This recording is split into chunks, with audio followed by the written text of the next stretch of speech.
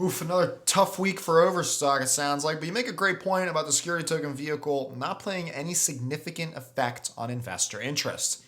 I mean, considering how many traditional investors were exposed to the token with the dividend airdrop in the first place, I think it's great news and incredibly fascinating to see how strong the investor base is for the token on the secondary market. I mean, just a few weeks ago, we were talking about one day maybe the security token trading at a premium to its counterpart, and momentarily it just did last week. So it looks like everything's going to according to plan. But with that, I think let's move into our main topic. Yeah, you mentioned at the beginning that Security Token Advisors actually helped Curzio Research through this entire listing process. So let's just dive right in. Can you give us some context on how that works? Yeah, absolutely, with pleasure, Kyle. So, to set the stage, we all have to remember that after a primary issuance of securities, they are locked up. That means restricted from resale for 1 year. In certain cases, an issuer can write terms that create an even longer lockup period than 1 year, but the SEC, the regulators, require that there is at least 1 year.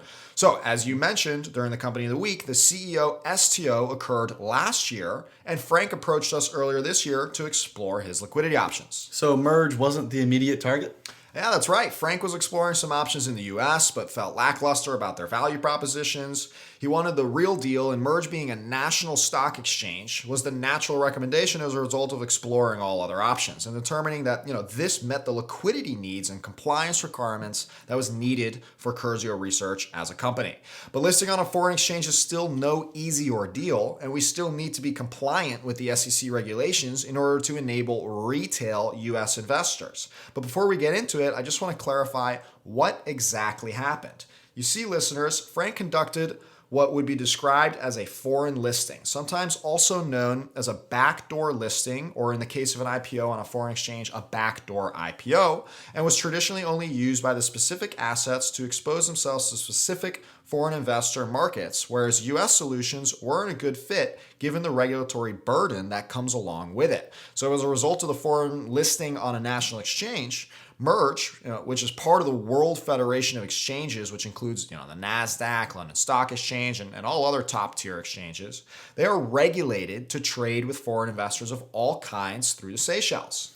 All right, so what you're saying is that they went public on a foreign exchange, like if they listed on, say, the Hong Kong Stock Exchange? Yep, that's correct. But as far as their structure is concerned, they are still a private company in the US. So there is no public registration or major cumbersome compliance and disclosure requirements that comes with doing this listing. Right, and those things aren't usually, those are the massive cost of this whole process, right? So I'm assuming it was much cheaper to list on Merge. Tremendously cheaper. And we're actually going to quantify those exact details in a case study for release hopefully later this month. But I need to be clear again, so pay attention to this detail, listeners. Curzio Research is public on Merge, but private in the US, and therefore cannot trade to US investors unless they leverage a securities exemption that enables them to do so.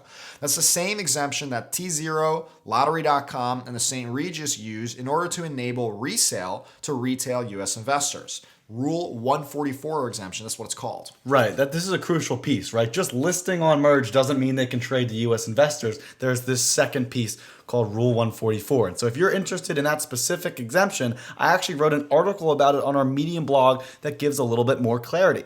Essentially, it requires the company to do certain governance activities and follow new disclosure requirements regarding some financial information, but it's not nearly as strict as registering with the SEC to enable retail investor access here in the States.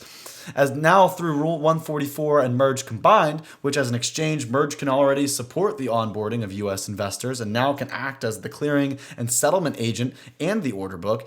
And actually, they're also licensed to do escrow and transfer agent services and any of those things if those are needed too. Well put, Kyle. I mean, Curzio Research acted closely with their own securities counsel and in partnership with Digital Securities Law Group, which is a leading law firm for this space, and they're simply fantastic attorneys, Robin and Simon.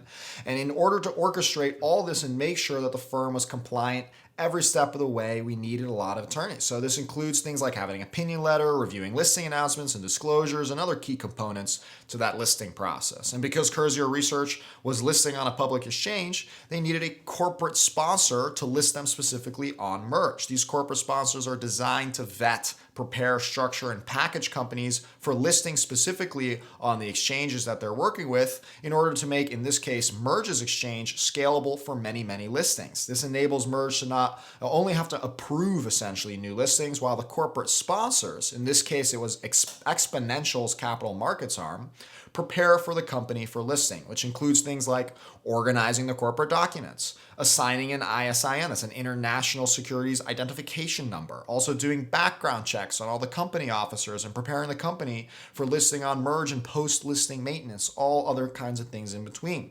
And furthermore, Securitize, acting as a transfer agent and technology provider, had to work with Merge and also remove the restrictions from the stock legend in order to enable free trading. So as you can start to see, this was no easy thing to accomplish for a tokenized offering, which was why it is so historical as a first, and we are so proud to help with all of it. You're being incredibly humble, Herwig. I know that you were deeply involved in helping make all this happen, so maybe you could tell us a little bit more about what STA, Security Token Advisors, did after helping Frank identify his listing partner. Yeah, we of course coordinated with the attorneys and helped them identify Exponential as the right corporate sponsor to pick for the firm. And from there, we moved towards reviewing the listing announcements and release strategy, as well as reviewing the investor relations strategy and advising on how to optimize all that moving forward, including thinking about what disclosure, reporting, and communication practices the firm will put in place moving forward in order to engage with their investor community, right? All super important things that for any security token issuer to consider after they list on a marketplace or exchange. But this one is specifically significant given that it's the first ever tokenized backdoor listing or foreign listing, as you say properly, Herwig. Really, really amazing. And as I said earlier, I think it's a model many other companies will and should follow.